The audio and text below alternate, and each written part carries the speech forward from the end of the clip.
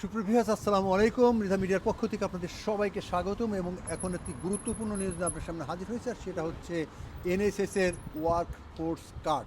অর্থাৎ এনএসএসের যে work force আছে, যারা এনএসএসে কাজ করেন, তাদের সেই ওয়ার্ক ফোর্স 50% কাট করা হবে। অর্থাৎ 13,000 ওয়ার্কফোর্সের মধ্যে এখন 6,500-তে নামিয়ে আনা হবে। তারা বলছেন যে অর্থনৈতিক সাশ্রয়ের ফলে এনএসএস রক্ষা পাবে, কিন্তু এনএসএসকে রক্ষা করতে চেয়ে মানুষ সেবা থেকে বঞ্চিত হবে, এটা বলছেন অনেকেই। আপনারা এমনিতেই জানেন যে ব্রিটেনের চিকিৎসা সেবার মান এখন অনেক নিম্নমানের রয়েছে এবং সেই সাথে অনেক রুগীরা দীর্ঘদিন ধরে লাইনে অপেক্ষা আছেন, তারা তাদের অ্যাপয়েন্টমেন্ট পাচ্ছেন না। বিশেষ করে ক্যান্সার এবং অন্যান্য রুগীরা দীর্ঘদিন একটি অ্যাপয়েন্টমেন্টের জন্য তারা অপেক্ষায় আছেন। কিন্তু এখন যদি ওয়ার্ক ফোর্স কাট করা হয়, তাহলে সেই সেবা মান কোথায় গিয়ে দাঁড়াবে, সেই প্রশ্ন তো রয়ে গেল। এছাড়া আপনারা জানেন যে এই ওয়ার্ক ফোর্সকে কোভিড-19-এ তাদেরকে কোভিড হিরো উপাধি দেওয়া হয়েছিল। সেই হিরোদেরকে এখন কাজ থেকে বহিষ্কার করা হবে। আইনজীবীরা, শুনবো তার মুখ থেকেই।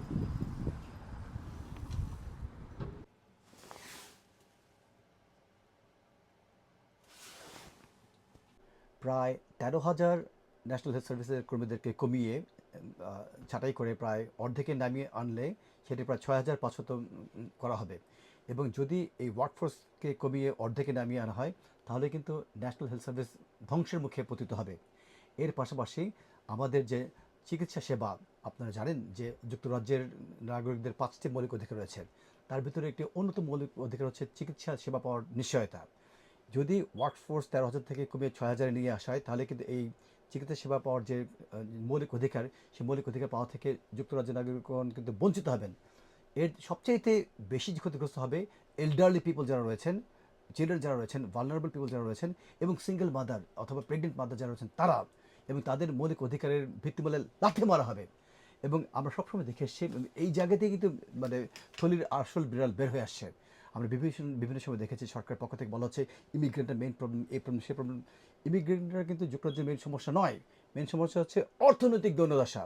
এবং এই অর্থনৈতিক দৈন্যদশার ভিতর দিয়ে আমাদের অর্থনীতি যে অতিক্রম করছে ক্রান্তিকাল, এই অবস্থা থেকে বের হয়ে আসার জন্যই কিন্তু সরকার এই এনএচএসের ওয়ার্কফোর্সকে কমিয়ে অর্ধেক করার অপচেষ্টা করছেন।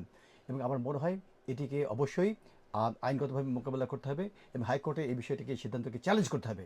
এবং অন্যদিকে আমরা দেখেছি বিগত বছরগুলোতে ন্যাশনাল হেলথ সার্ভিসের যারা ওয়ার্কার, তাদেরকে ধরে নেওয়া হয়েছিল ন্যাশনাল হিরো। আমরা যখন দেখেছি প্যান্ডেমিকের সময়, কোভিড-19 প্যান্ডেমিকের সময় তাদেরকে ন্যাশনাল হিরোর মর্যাদা দিয়ে সমস্ত বিশ্বে তাদেরকে পরিচিত করে দেওয়ার একটি প্রচেষ্টা করেছিল ব্রিটিশ সরকার। সেই জায়গাতে কয়েক বছর মাথায় কীভাবে এই ন্যাশনাল হিরো যারা ছিলেন তারা ন্যাশনাল ডিজাস্টার হয়ে গেছেন, জাতির বোঝা হয়ে গেছেন, জাতির বিবেকের কাছে আমার সেই প্রশ্ন।